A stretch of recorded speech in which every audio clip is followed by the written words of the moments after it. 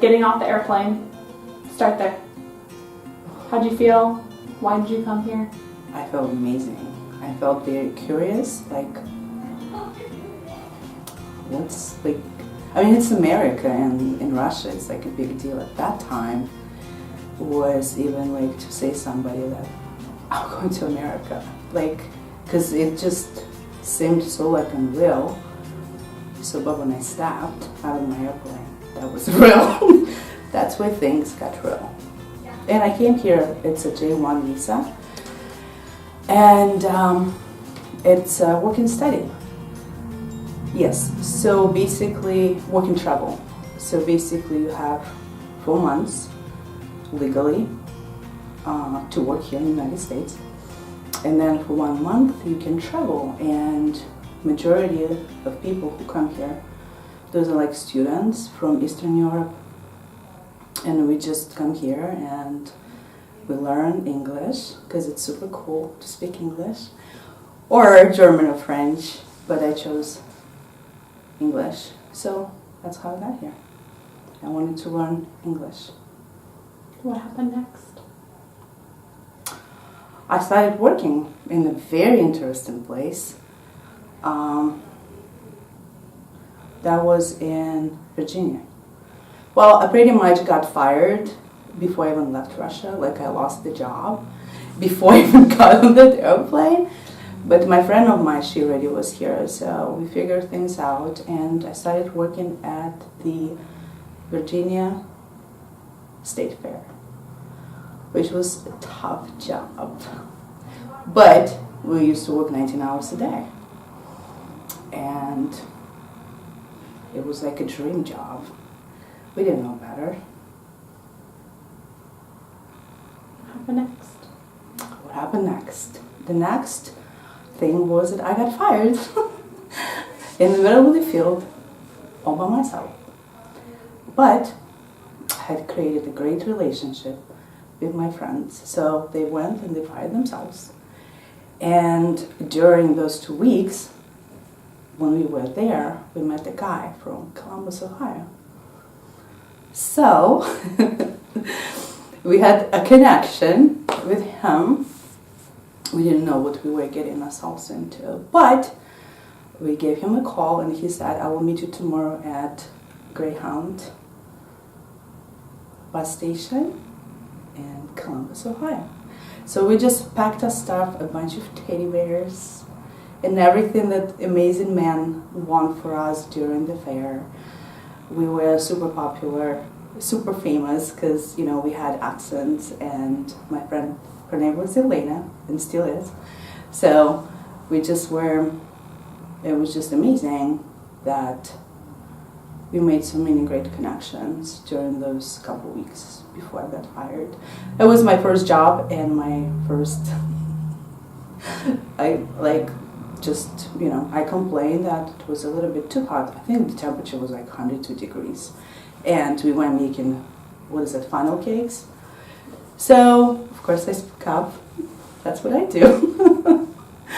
And as a result, yeah, it was a shocker. So it was July 31st, and my ticket was for October 31st. No, it was July 15th of 2002, just 15 days after I arrived here, and I was just 20 years old. So we came here. We take Greyhound bus, 4 of us. It was Elena, myself, and 2 more guys. One was from Moscow, the other one was from Lithuania. So we got here in this wonderful town, Columbus, Ohio, and a new life started. We used to, Elena and I, we work at the Ohio State Fair. That's why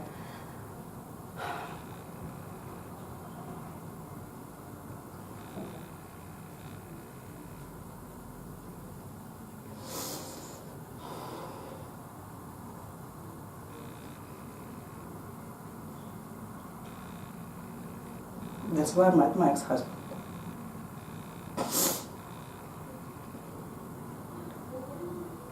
And a new life began. I got pregnant 2 months after that.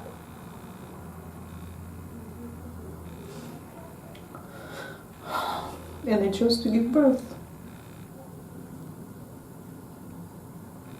And now my daughter is almost 16 years old. She's my pride and joy. He was very scared. I still was not married to him, and I was pregnant and scared. I barely spoke English, but I fell in love, and I chose to give birth. So my ex-husband proposed. He took responsibility, but I didn't know that he had very bad addiction. So pregnancy was tough. He even was drunk in delivery.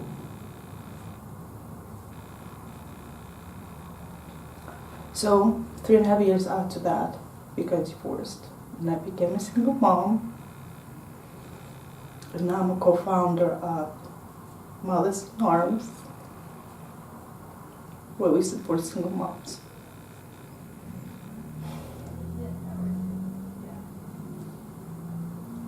Leaving is not easy. Why did you choose to leave? Because it was not safe. It was like he would disappear for 2-3 days. Like I had no money for milk. And good thing that my wonderful parents-in-law, who are both deceased right now, they treated me like their daughter, and they did till they died. And at this moment, I don't know, I'm not sure where he's at, but he's pretty much gone for life. But what doesn't kill you make you stronger, right? So we are doing amazing. We're impacting other people. My daughter is a super basketball star and wants to play for college. I got my degree from Franklin in business administration and business forensics. And like I did it, and thank God for friends and connections and love and support. And it has been a very interesting journey. Like I think my daughter is 16, and when she turns 20, if she says she wants to go to a different country, I'm not sure how my response. Sometimes I think my parents had so much faith and trust, and I came here with a couple $100 for 4 months, and 17 years later, I'm here.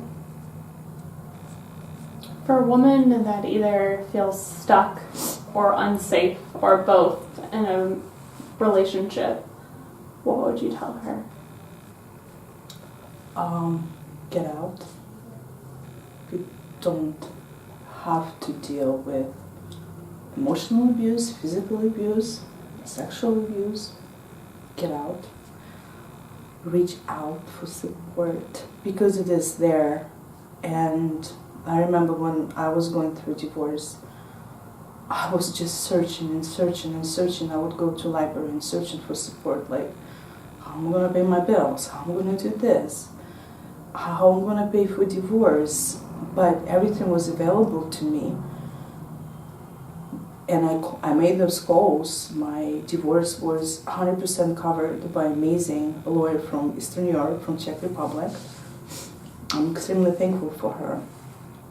See, my ex-husband, he even used to hide my green card, and just, he's a great guy, just made a bunch of bad decisions. What's next for you? Oh my gosh. What can we expect? A lot. I am, I'm aiming to expand and keep building my nonprofit for single mothers. I am building my own agency for my, I don't need to say the job, it's my passion. I want to have a coaching business. That's what I really want to do. And I want to support my daughter to keep getting better and better playing basketball. That's what, because her dream is to play for college. So I'm gonna go see my family in Russia. You're so excited. I am. What do they mean to you? What does family mean to you? Family means everything. Family means to me everything. Like my amazing parents. I talk to them pretty much every day. Thanks for technologies. Thank God for technologies. That I can just push a couple buttons and I can see my father, I can see my dad, my mom. And I just talked to him on the way here. And he said, because I'll be there for 28, I want to say weeks, no, days, for 4 weeks, and we decided to explore Moscow because I was born there, but I grew up in a Russian military family, so we moved a couple times, so I did not grow up in Moscow, so I don't even know Moscow that well, but I will. So he kind of like planning, he says, just one place per day. I'm like, okay, Dad, deal. So he's planning a trip and we might go to Ukraine. My dad is Ukrainian. It's going to be amazing, and I'm so thankful that my daughter is fluent in Russian. That's the gift that my parents gave to her when she spent 3 years there with them. So she's fluent, she can read, she can speak, and yeah, so it's going to be amazing. Absolutely. Any last words of inspiration you'd like to share? Last word of inspiration. I think when people feel stuck, seriously, reaching out for support. Because there's so many people who want to support other people. They just wait for somebody to ask. And there's so many resources out there. Like whatever you're stuck with, whatever you need support with, it is there. But you get to take actions, and staying home and crying probably will not solve the issue. It will not. So with social media, with all resources, with all the people out there, like Natalie, it's there. But you get to ask for support. You get to reach out. I'm complete.